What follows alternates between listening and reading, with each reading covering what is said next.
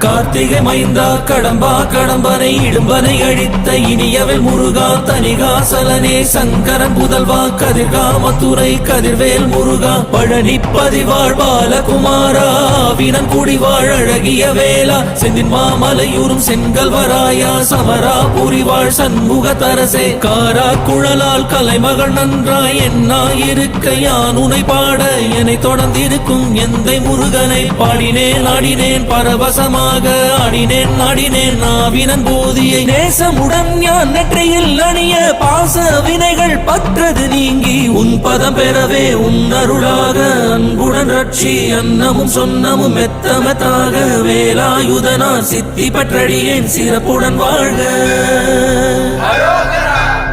ஓம் சரவண பவாய நமஹ.